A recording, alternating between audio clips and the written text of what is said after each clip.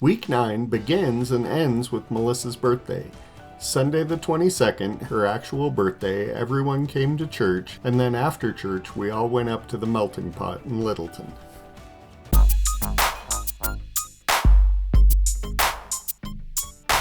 The melting pot is the old Littleton Town Hall, and then it became the public library. I'm not sure when along the lines the ghost moved in, and we didn't catch any paranormal activity, but we did get to experience a different corner of the restaurant than usual. We did get a table with 2 pots, so we were able to be a little more adventurous than usual. We started out with the cheese course, we did the Wisconsin cheddar, and also the bacon and brie. Nothing much to highlight on the salads or the main entree, except that they were wonderful as usual. And we ended with our desserts. We got our yin yang with dark and milk chocolate as usual, and we also got the flaming turtle. All in all, another successful trip, and we were glad that everyone was able to make it. When we got home, we opened presents, Bronco socks, and the kids helped pay for Melissa's new license plates. And then she also got a snackle box. I think she was drawn to it more by the name than the necessity, but it was a fun gift. Before Trina and Amon left, we played a game of Fluxx. Early on Monday, we actually had a small home repair. A few weeks ago, a technician came to bury a cable line and for whatever reason didn't like how I'd run a jumper cable from the attic line to the TV line. We're not even using Xfinity for our television, so we really shouldn't have touched it at all. Well, today, a company called Streamwise Solutions came out to correct the issue and really do it correctly. Not a sponsor, but they did a great job listening to my request and took care of how I wanted it done. It was so nice to have our quality television reception back and also have the antenna back in the attic.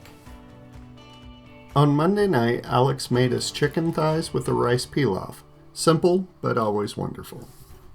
Well, late last week, my friend Dola actually contacted me. It is time for us to do our usual Super Carlin Brothers March Madness. She was getting everything ready and getting ready to put everything into the system.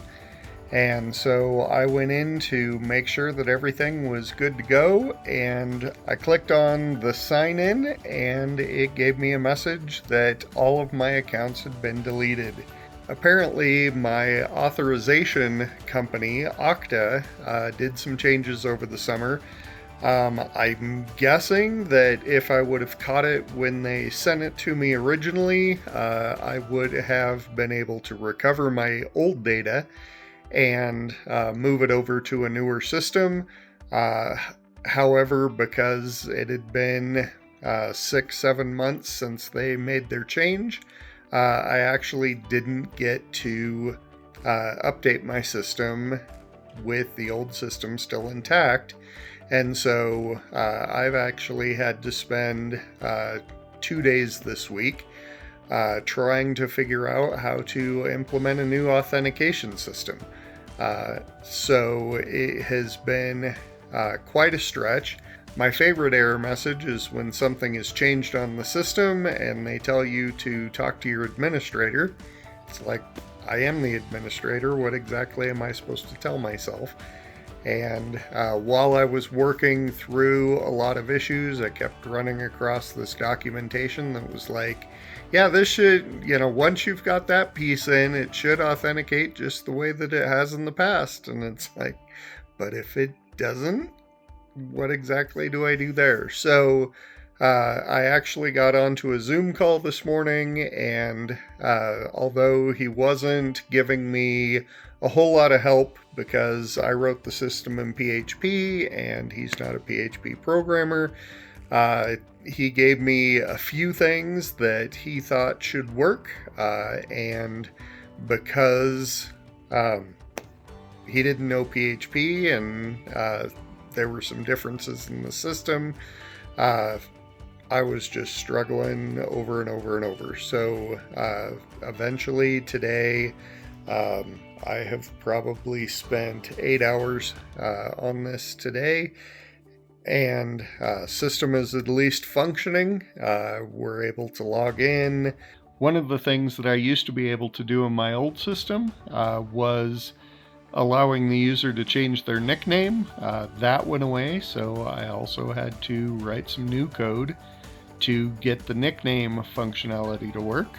But after 8 hours of working, I at least have the ability to log in, have the ability to change nicknames, and now my friend Dola can actually put in the data that goes into the spots, and we can create a bracket and have fun for the rest of March instead of banging my head up against the wall. So looking forward to that. I finished the book Stolen Midnights by Katherine Quinn, and one of the first things that drew me to the book was the beautiful edging on it. So if you get a chance to even just look at it, it's got sprayed edges with roses and it has just a really pretty cover. So that was a draw. I had several coworkers that were just in awe of how pretty it was. Well, the story was about Ren, who's, a rich girl who's expecting this special birthday present that all people in her class get at age 18, where they get a magical present and gives them kind of access to magic, and it's delivered a special way from the Fates. As it is on its way to her, Damien has been hired to steal her gift and ends up stealing it, and so it doesn't arrive for her. So her story is a lot about dealing with just her loss of kind of childhood innocence. Hasn't received this gift, and she's shunned, and she's dealing with a lot of that. Her dad is in power, and so she is learning all about what kind of things he's actually involved in. Damien, on the other hand, is the other perspective in the story, and he is an orphan, down and out. He's known as the Ghost because he's a thief, and he is good at it, and he actually received a magical present on his 18th birthday, even though he doesn't know who his parents are. The two of them are thrown together at one point, and of course he knows her, but she doesn't know him, and they end up, deciding they need to team up to solve some mysteries about what's going on. It isn't till closer to the end that she gets to find out that he's the one who originally stole her gift.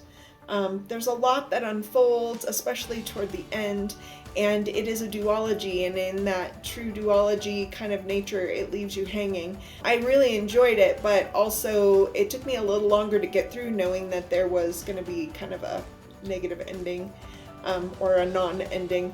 And that's because I spoil the end of books. It makes it less stressful for me.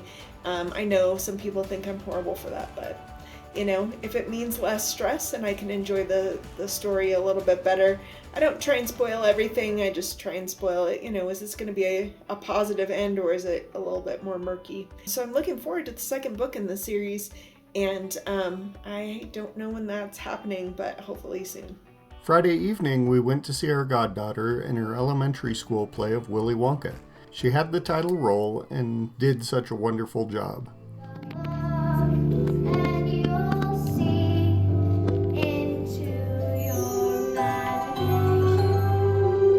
The whole group did great, but she made a really good Willy Wonka.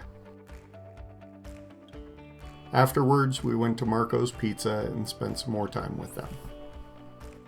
Saturday was Melissa's birthday party with her family. It was a lot of fun hanging out with all of them.